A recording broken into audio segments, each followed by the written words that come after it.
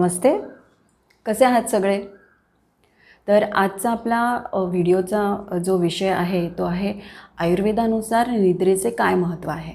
तर निद्रा म्हणजे झोप. तर आयुर्वेदामध्ये उत्तम आरोग्य राखण्यासाठी जे 3 आधारस्तंभ सांगितले आहेत त्यापैकी पहिला जो आहे तो आहे आहार, दुसरा जो आहे तो आहे निद्रा आणि तिसरा जो आहे दॅट इज गुड कंडक्ट म्हणजे गुड बिहेवियर. बऱ्याच वेळा काय होतं की आपण आहाराविषयी जास्त जागरूक असतो. त्यामुळे आहाराविषयी आपल्याला जर काही माहिती घ्यायची असेल तर आपण वेगवेगळे आर्टिकल्स वाचतो, पुस्तकं वाचतो, यूट्यूबवर वेगवेगळे विषय आपण बघतो आणि आपली हेल्थ जास्तीत जास्त कशी चांगली राहील याचा आपण पूर्ण विचार करत असतो. पण जे आयुर्वेदाने दुसरा जो आधारस्तंभ निद्रा सांगितला आहे, या निद्रेविषयी आपल्याला एवढी माहिती नसते किंवा आपण एवढे एफर्ट्स पण घेत नाही की ज्याच्यामध्ये आपल्याला झोपेविषयी माहिती मिळेल. इनफॅक्ट आपण दरवेळी झोपेवर कॉम्प्रोमाइज करतो.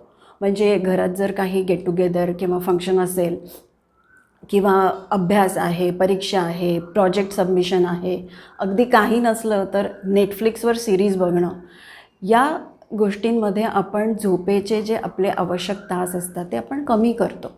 तर आयुर्वेदानुसार असं दरवेळी झोपेवर कॉम्प्रोमाइज करणं हे चांगलं नाही.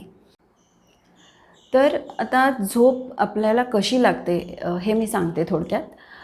तर आयुर्वेदानुसार जेव्हा आपल्या ज्ञानेंद्रियांचा म्हणजे सेन्स ऑर्गन्सचा त्यांच्या विषयाशी संबंध तुटतो आणि सेन्स ऑर्गन्सचा हा मनाशी संबंध तुटतो, त्यावेळेला आपण ऑलरेडी झोपेच्या स्वप्नावस्था किंवा गाढ अवस्था यामध्ये असतो.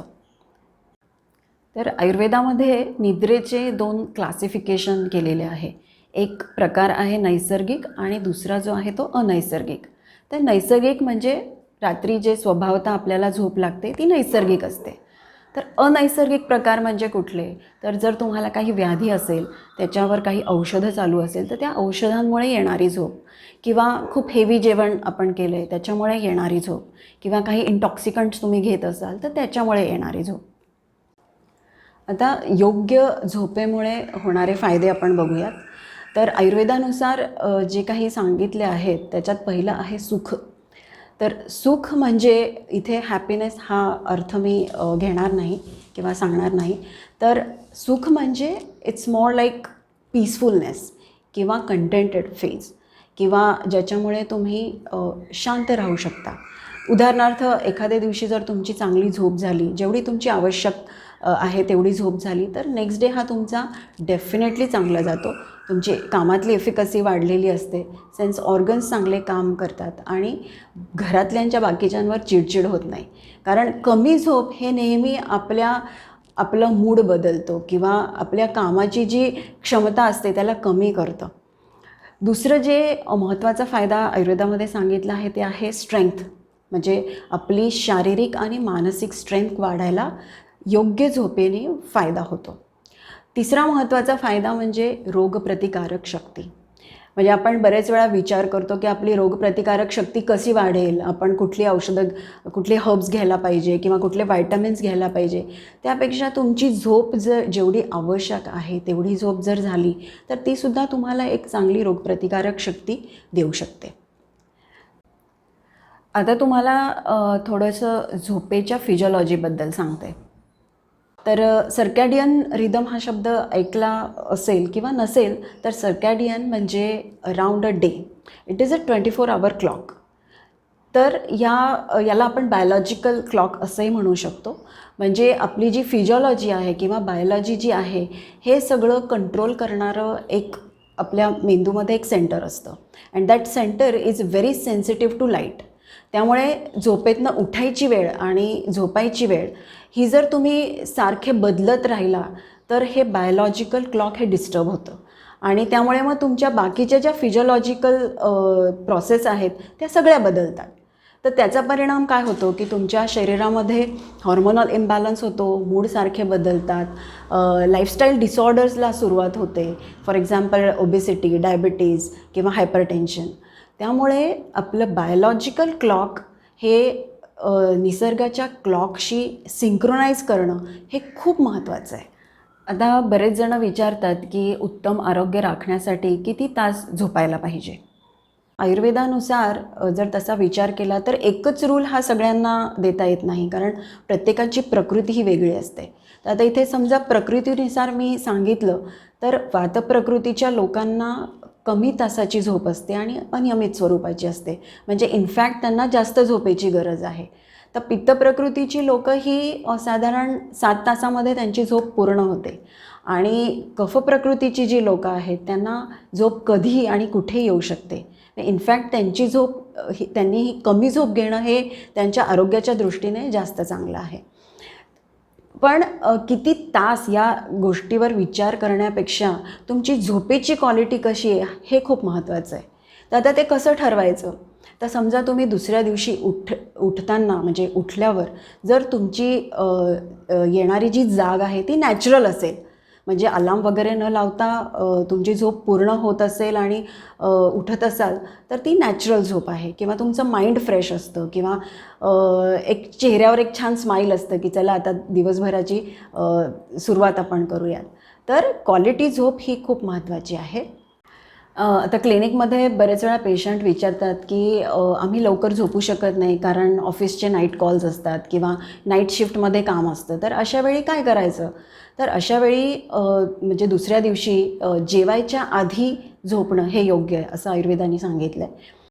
तर याच्या व्यतिरिक्त दिवसा कोण झोपू शकतं? तर लहान मुलांना खूप आवश्यक असते तर दुपारची झोप, त्यामुळे दुपारी ते झोपू शकतात.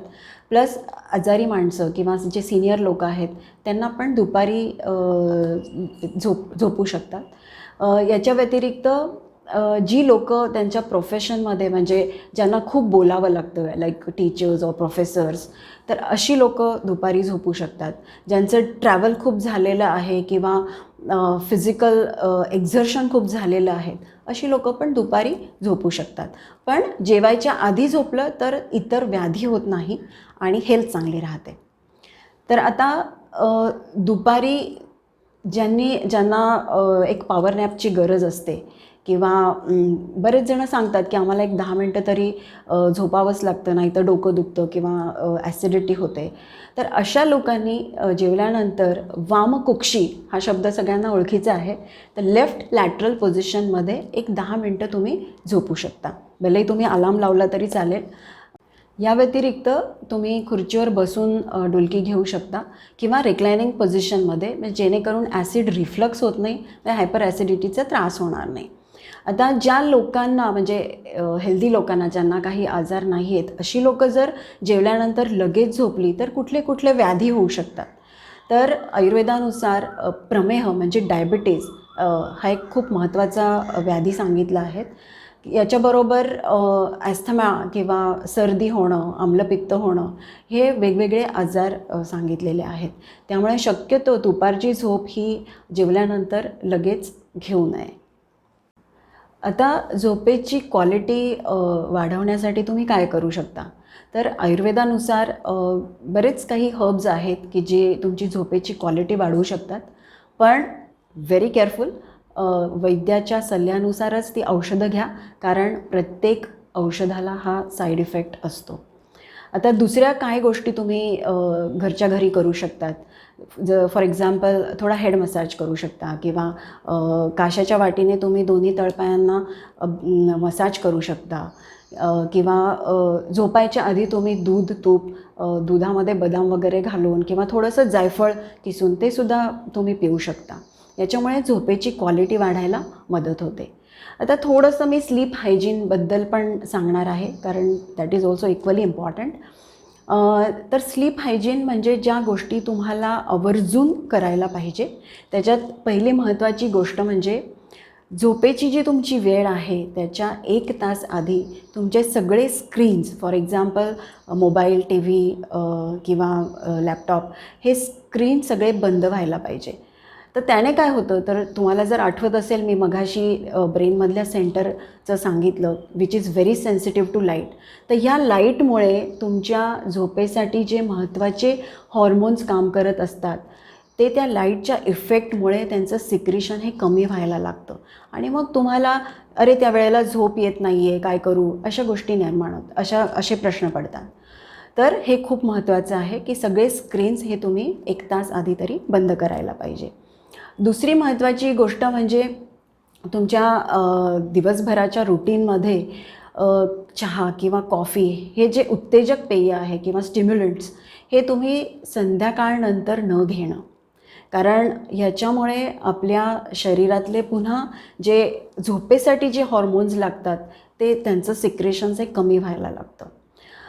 तिसरी महत्त्वाची गोष्ट म्हणजे तुमच्या झोपेची जी खोली आहेत तिथलं टेम्परेचर हे मेंटेन करणं. म्हणजे बऱ्याच वेळा उकाडा असतो किंवा बऱ्याच वेळा गारही वाटतं, तर तुम्ही त्या मेंटेन्ड टेम्परेचरमध्ये झोप घेऊ शकता.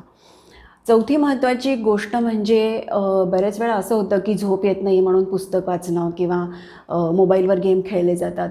पण आता स्क्रीन टाईम तर मी ऑलरेडी सांगितला आहे की तो बंद करायला पाहिजे. आणि पुस्तक वाचन किंवा ह्या गोष्टी पण शक्यतो बेडवर करू नये. कारण आपल्या ब्रेनला आपण रॉंग मेसेज देतो की बेडवर तुम्ही झोपेव्यतिरिक्त वाचन किंवा इतर गोष्टी करू शकतात.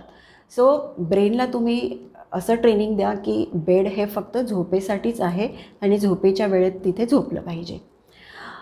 पाचवी महत्त्वाची गोष्ट म्हणजे तुम्ही जेव्हा झोपायला जाता तेव्हा थोडंसं ब्रीदिंगवर तुम्ही फोकस करू शकता. अगदी म्हणजे दीर्घ श्वास घेणं आणि सोडणं. तिथे कुंभक कुठेही करायचं नाही आहे, पण जस्ट थोडं डिस्ट्रॅक्शन म्हणा किंवा आपली पॅरासिम्पॅथॅटिक सिस्टम ही थोडी आपण ॲक्टिवेट करतो जेणेकरून झोप लागायला मदत होते. तर फ्रेंड्स, ही होती झोपेबद्दलची माहिती. होप तुम्हाला याचा नक्की उपयोग होईल.